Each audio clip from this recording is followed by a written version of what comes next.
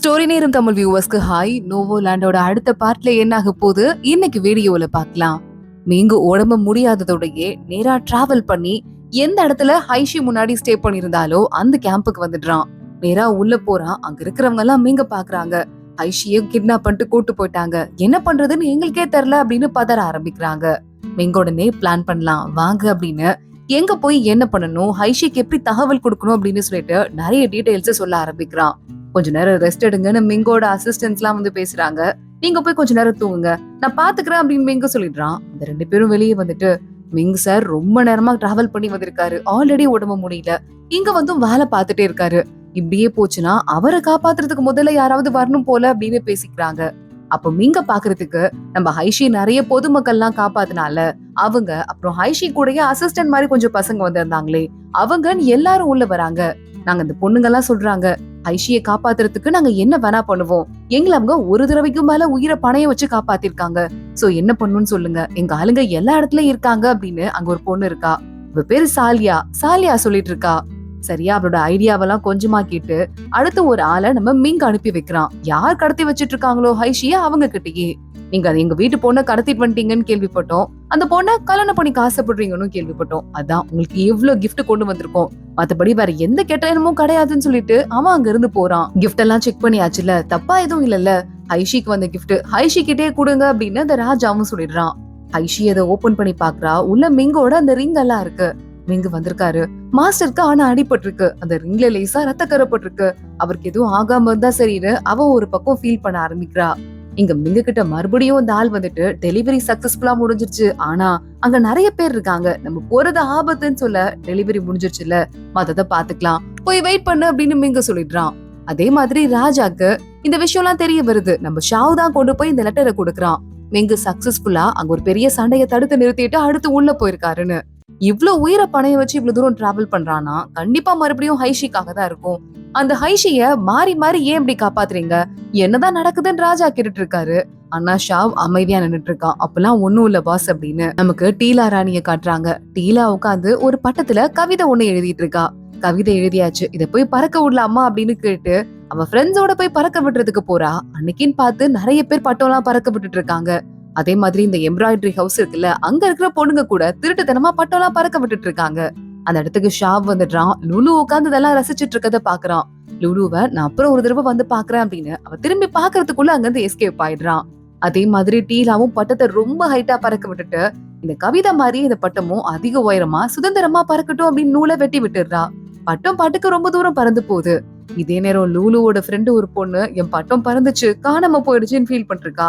சரிவா பட்டத்தை எடுக்கலான்னு லூலு கூட்டு போறா. ராஜா அந்த இடத்து பக்கமா வந்துட்டு இருக்கும் போது நம்ம டீலாவோட பட்டம் அவர் மேல விழுது. இந்த பொண்ணுங்க வேற பட்டத்தை தேடி அந்த பக்கம் வராங்க.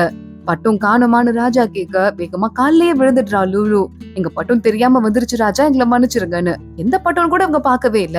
ராஜா பாக்குறாரு, உங்க பட்டமா, எனக்கு இந்த கவிதை ரொம்ப பிடிச்சிருக்கு, இத நான் எடுத்துக்கிறேன், அதுக்கு பதிலா உங்களுக்கு காசு கொடுத்துட்டேன்னு சொல்லிட்டு ரிவார்ட் எல்லாம் கொடுத்துட்டு பட்டத்தை எடுத்துட்டு போயிடுறாரு. இங்க இன்னொரு பக்கம் அந்த சாலியா இருக்கால, அந்த பொண்ணோட ஆளுங்கெல்லாம் ஊருக்குள்ள சுத்திக்கிட்டு இருக்காங்க, எப்படியாவது சிக்னல் கண்டுபிடிக்கணும் அப்படின்னு. அங்க வர இந்த ராஜாவோட ஆளுங்க பத்தாது இவங்களை பார்க்கலாம் டவுட்டா இருக்கு, ஜெயில போய் போடுங்கன்னு சில பேரை ஜெயில போடுறாங்க. இதான் அவங்க பிளானே. உள்ள ஜெயில போட்டதும் ஒரு துணை தளபதி இருக்கான்ல, அவன் கிட்ட போய் சாலியாவோட ஆளு சிக்னல் கொடுக்கறான். உங்களுக்கு ஹெல்ப் பண்றதுக்கு தான் இங்க வந்திருக்கோம், என்ன பண்ணலாம் அப்படின்னு கேட்டு அவங்களுக்குள்ள பேசிக்கிறாங்க. அதே மாதிரி இந்த ராஜா மறுபடியும் ஹைஷி கிட்ட போயிட்டு எப்ப கல்யாணம் பண்ணிக்க போறோம், இல்லன்னா உன் ஆளுங்க புடிச்சு வச்சிருக்கவங்க அத்தனை பேரையும் கொண்டுடுவேன்னு சொல்ல, கல்யாணம் பண்ணிக்கலாமான்னு கேட்டா நானே ஓகே தான் சொல்ல போறேன், நான் ஒரு சின்ன இடத்துல இருந்து வந்திருக்கேன், ராஜாவை கல்யாணம் பண்ணிக்கணும்னா யாருக்காவது கஷ்டமாவா இருக்கும், ஆனா செலிப்ரேட்டிங்கா கல்யாணம் பண்ணணும், பயங்கர கொண்டாட்டமா இருக்கணும், அதான் எனக்கு வேணும் அப்படின்னு அவ சொல்றா. என்ன வேணும்னாலும் கேளுன்னு சொல்ல, ஜெயில இருக்கிற அத்தனை பேருக்கும் என் கையால சாப்பாடு கொடுக்கணும், அதுவும் இல்லாம என் ஆளுங்க நிறைய பேர் இருக்காங்க, அவங்க கிட்ட நான் இன்ஃபார்ம் பண்ணும் அப்படின்னு சொல்றா. தனியா தான் போவேன் அப்படின்னு சொல்லிட்டு இருக்கா. உள்ள நம்ம ஹைஷி அனுப்புறாங்க. ஹைஷியோட வேலைக்கார பொண்ணுங்க போயிட்டு எல்லாருக்கும் சாப்பாடு கொடுக்குறாங்க. அப்ப இவ கத்த ஆரம்பிக்கிறா, என் கல்யாணம் நடக்க போகுது, நல்ல கிராண்டா நடக்க போகுது, வெடியெல்லாம் நல்லா முழங்கட்டும் புரியுதா அப்படின்னு சொல்லிட்டு அங்க இருந்து கிளம்புறா. அங்க ஜெயில இருக்கிற ஒருத்தன் சிக்னல் குடுக்கற மாதிரி விசில் குடுக்கறான். உள்ள வர ஆளுங்க எதுக்கே விசில் அடிக்கிறேன்னு கேட்க, எங்க ஊர்ல கல்யாண ஃபங்க்ஷன்னா விசில் அடிச்சு கொண்டாட்டத்தை வெளியே காட்டுவோம், அந்த பழக்கத்துல விசில் அடிச்சுட்டேன்னு சொல்ல, கொண்டாட்டமா, அப்ப சரி பரவாயில்ல விசில் அடி அப்படின்னு சொல்லிடுறான். வெளியே சில வாண்டுங்க நிக்குதுங்க. இந்த விசிலுக்கு என்ன அர்த்தம்னு அவங்களுக்கு தெரியுது. அவங்க ஓடி போய் அந்த விஷயத்த பாஸ் பண்ண, ஃபயர் தான் சிக்னல், ஃபயர் தான் சிக்னல்னு சொல்லிட்டு பாஸ் பண்ண அந்த விஷயம் நம்ம மிங்கு வரைய ஒரு வழியா வந்து சேர்ந்துருது. அப்பன்னு பார்த்து ஹைஷி இருக்காளே, அவளுக்கும் இந்த மிங்குக்கும் நடுவுல காதல் இருக்கு அப்படின்னு சொல்லிட்டு அடுத்த ஒரு லெட்டர் ஒண்ணு இந்த ராஜாக்கு வருது. ராஜா ஷாக் ஆயிட்டு ஹைஷிய பாக்குறதுக்கு போறான். ஹைஷியவ ரூம்ல இருக்கா. கரெக்டா அப்பன்னு பார்த்து வான வேடிக்கை அடிக்க ஆரம்பிக்குது. இதானே ஹைஷியோட சிக்னல், ஆல்ரெடி சொல்லியிருந்தால. திடீர்னு ஜன்னல் வழியா குதிக்கிறா. அவளுக்கு வேத்த மாதிரி நம்ம மிங்க ஆல்ரெடி வெயிட் பண்ணிட்டு இருக்கான் சிக்னலை கொடுத்துட்டு. அவன் குதிரையில ஏறி ஹைஷி அங்கிருந்து கிளம்ப ஆரம்பிக்க வான வேடிக்கை தொடர்ந்து வந்துட்டே இருக்கு. என்ன அழகா இருக்கா அப்படின்னு மிங்க கேக்குறான். மாஸ்டர், உங்க கல்யாணத்துல இதே மாதிரி வான வேடிக்கை வெடிச்சுதான்னு கேட்க, எனக்கு பிடிக்காத ஒருத்தங்கள நான் சத்தியமா கல்யாணமே பண்ணிக்க மாட்டேன் அப்படின்னு மிங்க சொல்றான். ஐஷி பல்ல காட்டிட்டு மிங்க கட்டி புடிச்சிட்டு அங்க இருந்து போயிட்டு இருக்கா. இங்க அதுக்குள்ள இந்த சாலியா இருக்கால, அவளோட ஏரியா ஆளுங்கெல்லாம் கெட்டவங்களை வந்து டார்கெட் பண்ணி அடிக்க ஆரம்பிக்கிறாங்க. ஒரு பெரிய சண்டையே நடக்க ஆரம்பிச்சிருது. மிங்கும் ஹைஷியும் கூட அங்க வந்துடுறாங்க. ஐஷி எப்படியாவது காப்பாத்தணும்னு மிங்கு ட்ரை பண்ணிருக்கான். ஆனா சாலியா கெட்டவங்க கையில மாட்டிக்கிறா. உடனே நம்ம ஹைஷி பாக்குறா. சின்ன பொண்ணு அவளை விட்டுரு, நான் அங்க வரேன் அப்படின்னு அங்க பக்கம் ஹைஷி போக சாலியாவை அவங்க விட உடனே போயிட்டு நம்ம மிங்க இருக்கான்ல சண்டை போட ஆரம்பிச்சிடுறான். ஆனா அவங்க வேகமா மிங்க அட்டாக் பண்ண ட்ரை பண்றாங்க. அதுக்குள்ள நடுவுல ஹைஷி அவ காப்பாத்திடுறா. மிங்க புல் வெட்டையும் முதுகுல வாங்கிடுறா. அதுக்குள்ள அங்க இருக்கிறவங்க எல்லாம் தப்பிச்சு ஓட ஆரம்பிக்க மிங்க வேகமா ஹைஷியை கூட்டிட்டு தனியா ரூம்க்கு வந்துடுறான். முதுகு ஃபுல்லா பெரிய காயம் இருக்கு. ஹைஷி ரொம்ப அடிபட்டு இருக்கு. பொறுத்துக்கோ ட்ரீட்மெண்ட் பாக்கணும்னு சொல்லிட்டு மிங்கே பேசிக் ட்ரீட்மெண்ட்டை கொடுக்க ஆரம்பிக்கிறான். சாலியாலாம் பயங்கரமா அப்செட் ஆயிடுறா. என்ன காப்பாத்துறதுக்காக எவ்வளவோ கஷ்டப்பட்டாங்க. அந்த அக்காக்கு ஒரு பிரச்சனைனா சத்தியமா நான் விட மாட்டேன் அப்படின்னு சொல்லிட்டு இருக்கா. மருந்து குடுக்குற ஹைஷிக்கு ஆனா வந்து அவளுக்கு கொஞ்சம் கூட உடம்பு சரியாவே ஆகல. உடம்பு நெருப்பா கொதிக்க ஆரம்பிக்குது. எனக்கு என்ன பண்றதுன்னு தெரியல சார்னு சாலியா சொல்ல, நீ கவலைப்பட வேண்டாம், நீங்க எந்த கிளம்பு, நான் பாத்துக்கிறேன் அப்படின்னு மிங்க சொல்லிட்டு இருக்கான். இங்க பாரு ஹைஷி, மருந்து குடி, நான் வந்துட்டேன், உன் பக்கத்துல தான் இருக்கேன், கவலைப்படாதன்னு சொல்லிட்டு அவ கைய புடிச்சு பக்கத்துலயே உட்காந்துட்டு நல்ல பெட்ஷீட் எல்லாம் போத்தி விட்டுட்டு அவ கூடயே உட்காந்துட்டு இருக்கான். ஒரு வேலை நீ பார்க்காமலே இருந்திருக்கலாம், சின்ன வயசுல நிம்மதியா இருந்திருப்ப, என்ன பார்த்தனாலதான் உனக்கு இவ்வளவு ஆபத்து வருதுன்னு சொல்லிட்டு மிங்கு ஃபீல் பண்ண ஆரம்பிக்கிறான். இங்க இன்னொரு பக்கம் ராஜா முக்கியமான மினிஸ்டர்ஸ் எல்லாம் கூப்பிடுறாரு. அதுல லீ மினிஸ்டரும் இருக்கான். ராஜா சொல்லிட்டு இருக்காரு, இப்பதான் எனக்கு மிங்கு கிட்ட இருந்து முக்கியமான டீடைல்ஸ் வந்திருக்கு. நிறைய மல்டிப்ளை அட்டாக்ஸ் நடக்கிறதுக்கு பிளான் ஆயிருக்கு. ஆனா அது எல்லாமே நம்ம கிட்ட வரைய வராம தடுத்து நிறுத்தப்பட்டிருக்க விஷயங்கள்லாம் யாரும் நமக்குள்ளேயே ஸ்பை இருக்காங்க. அவங்க கெட்டவங்களுக்கு ஆதரவு கொடுத்து நம்மள இந்த விஷயம் எல்லாம் தெரியாம இருட்டுல வைக்க பாத்துருக்காங்க. அது யாருன்னு கண்டுபிடிக்கணும். அதை கண்டுபிடிக்கிறதுக்கு அந்த கெட்டவங்களோட ஸ்பை ஒருத்தன் இருக்கான். அவனால நம்ம கிட்ட வசமா சிக்கி இருக்கான். ஆனா அவனுக்கு ரொம்ப அடிபட்டுச்சுங்கிறதால கோமா ஸ்டேஜ்ல இருக்கான். சீக்கிரமா அவனுக்கு நினைவு வந்ததுமா மிங்க அவனை இங்க கூட்டு வந்துருவான் அப்படின்னு சொல்ல லீ மினிஸ்டர் பாக்குறான். ஆஹா, வந்தா நம்ம தான் அந்த கெட்டவன் தெரிஞ்சிருமோ அப்படின்னு பயந்து நடுங்க ஆரம்பிக்கிறான். சரி, இப்போதைக்கு எல்லாம் கிளம்புங்க, நாளைக்கு இந்த விஷயத்த பத்தி பேசிக்கலாம்னு ராஜா சொல்ல எல்லாரும் அங்க இருந்து கிளம்புறாங்க. ராஜா லீ மினிஸ்டரை பார்த்து நக்கலா சிரிக்க ஆரம்பிக்கிறான். எத்தனை நாளைக்கு நீ நடிக்கிறங்கிறத நானும் பாக்குறேன் அப்படின்னு. ராஜாக்கு எல்லாரும் சேர்ந்து டிப்ரெஸ் பண்ண ஆரம்பிக்கிறாங்க. சாப்பாடு இறங்க மாட்டேங்குது. ராஜா உடனே எனக்கு சாப்பாடு எதுவும் வேண்டான்னு சொல்ல, வேற ஏதாவது பண்றோம் ராஜான்னு மந்திரி சொல்றாரு. இல்ல வேண்டாம், சாப்பிட பிடிக்கலன்னு ராஜா அங்க இருந்து கிளம்பி வெளியே போயிடுறாரு. அங்க பார்த்தா நம்ம டீலா இருக்காளே, ஏதோ ஒரு கதை புக்கு படிச்சிட்டு இருக்கா. என்ன கதை புக்குன்னு பொண்ணுங்க கேட்க, ஒரு காதல் கதை. அதுலயும் வந்து அந்த பொண்ணு இருக்கால பையன் மாதிரி வேஷம் போட்டுட்டு அவளோட மாஸ்டரையே லவ் பண்ற கதை அப்படின்னு கிட்டத்தட்ட ஹைஷி கதை மாதிரியே ஒண்ணு சொல்லிட்டு இருக்கா. அந்த பக்கமா ராஜா வந்துடுறான். அரண்மனையில இந்த மாதிரி கதைலாம் கூட கிடைக்குதா? சரி, ஓகே, இன்ட்ரெஸ்டட் ஆயிட்டேன், என்ன ஆச்சு மீதி கதைய சொல்லு அப்படின்னு பக்கத்துல வந்து உட்காந்துட்டு இருக்கான். அப்போ அசிஸ்டன்ட் வந்து, ராஜா ரொம்ப குளிருது, நீங்க வேணா ராணியோட அரண்மனைக்குள்ள போய் படிக்கலாமேன்னு கேட்க, அதுவும் கரெக்ட் தான், நீ வான்னு சொல்லிட்டு டீலாவை கூட்டிட்டு அவளோட அரண்மனைக்கு போயிடுறான்.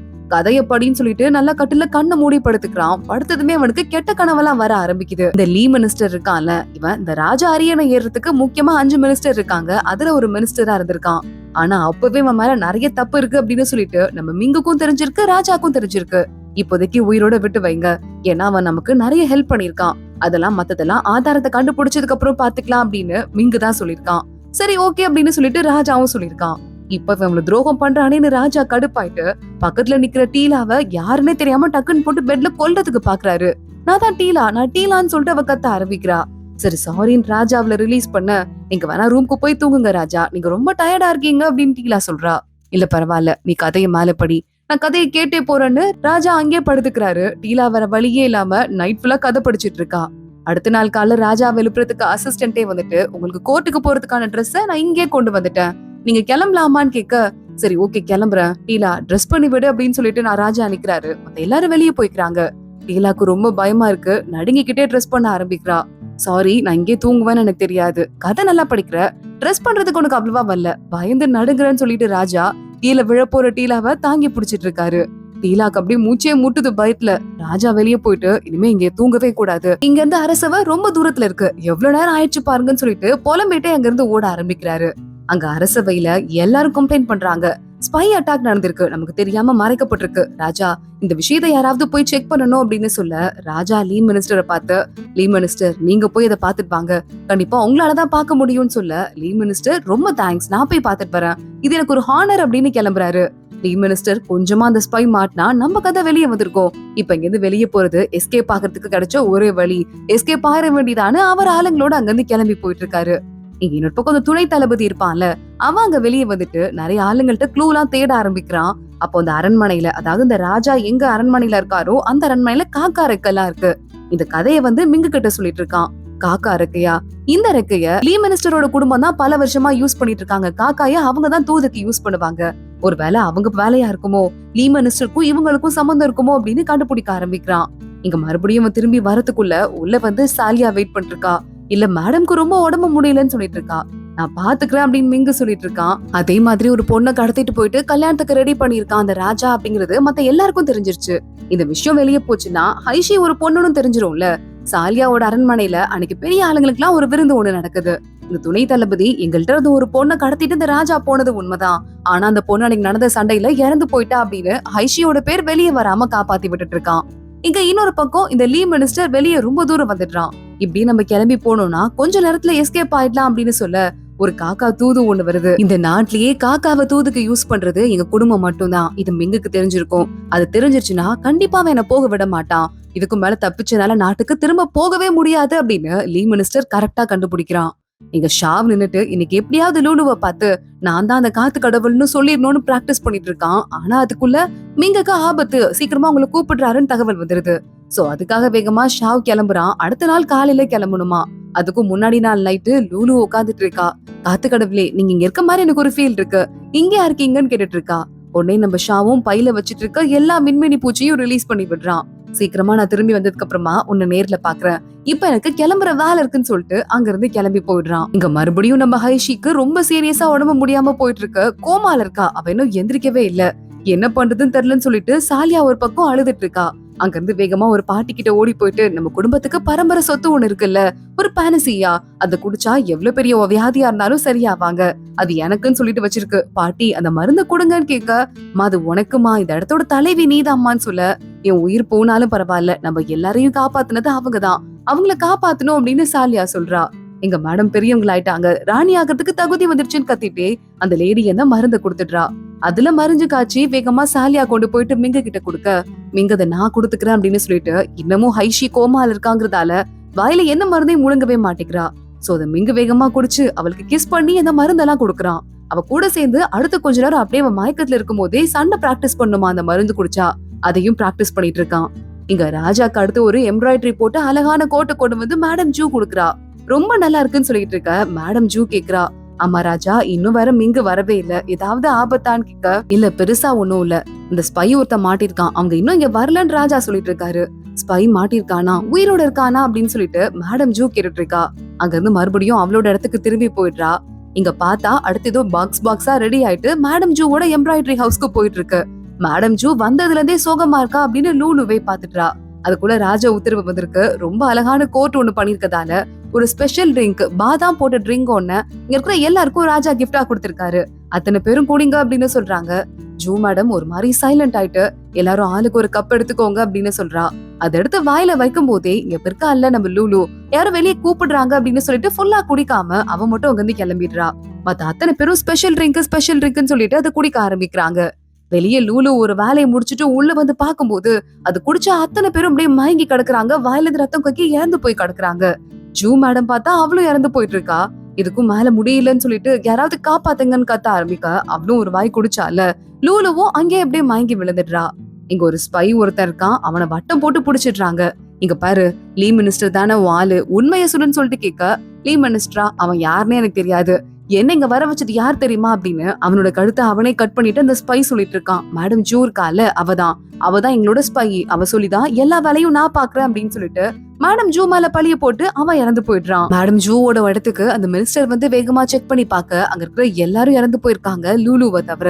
அவளுக்கு மட்டும் ட்ரீட்மெண்ட் நடக்க ஆரம்பிக்குது. இத வந்து ராஜா கிட்ட அந்த தளபதியும் சொல்லிட்டு இருக்காரு.